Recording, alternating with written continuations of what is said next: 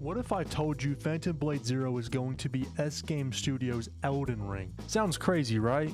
But what if I told you Phantom Blade Zero is the culmination of 15 years of trial and error, evolution, and revision?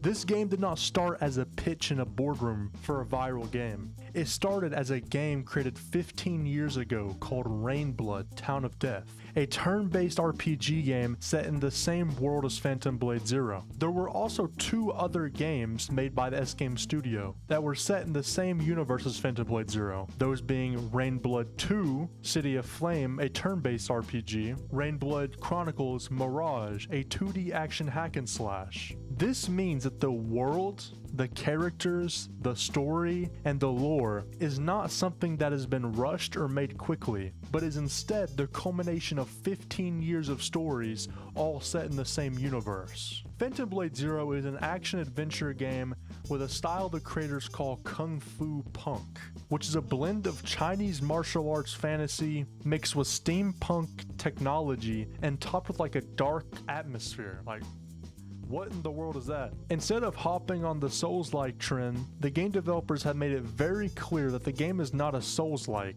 as it avoids the traditional Souls-like elements such as stamina management, penalty upon dying, enemies that respawn on death.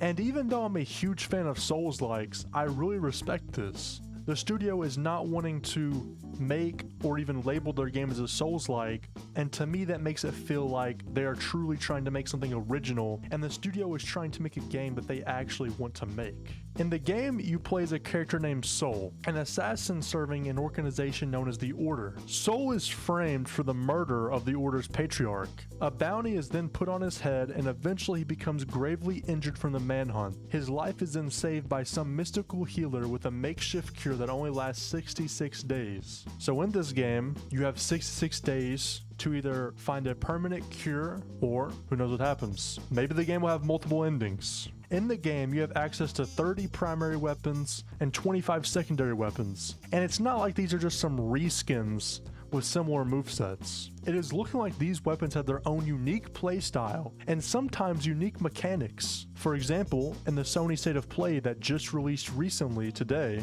the Drunken Sword style builds up drunken energy, which gives you evasiveness, and also just looks pretty cool. Phantom Blade Zero is truly Studio S Games' magnum opus. There is so much passion just oozing from this game. From the in-game map being hand-drawn from a Chinese artist using Chinese brushes and rice paper, to the production side of the game working with 20 real kung fu masters, which among those being Donnie Yen, and can you believe this guy is 63? He aged very gracefully. Donnie Yen not only helped with the fight choreography, but he plays an important character in the game, and on top of that, it's not like he is just kind of this celebrity appearance, but he's also worked alongside with the studio as a creative consultant for the game since 2023. I think a good omen for this game is how much gameplay footage they are showing of the game. At this point in time, there have been multiple game trailers that are just completely showing the gameplay and for what it is, and there's even been people selected for a game demo. The fact that the game has gameplay trailers dating back 2 years ago, and the gameplay of a boss over a year ago, are all great signs to me, as it shows this game has not been rushed. Overall, I have pretty high expectations for this game, and I do think the game will truly be different. If you enjoyed the video, think about dropping a like, hitting that subscribe button, and commenting. I would really appreciate that. Have a great day, and peace out.